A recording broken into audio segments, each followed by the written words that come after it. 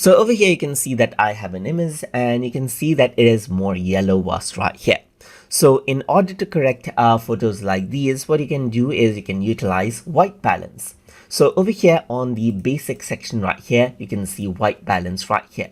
So you can choose as short, so you can see that it improves it out right here, or you can go for auto right here, or go for custom right here, just like this, and change around the white balance according to how you want by utilizing the temperature and tint.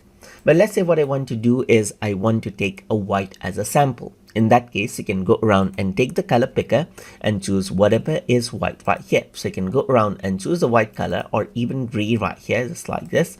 And then based on that, it'll adjust out all of the colors.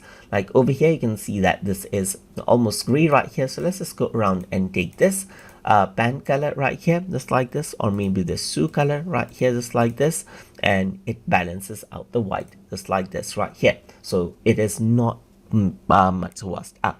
And that is how you can adjust out white balance of your image before you start out other editings inside of Adobe Camera RAW. So hope you guys learned something as always, and as always, please like, comment, share, and subscribe.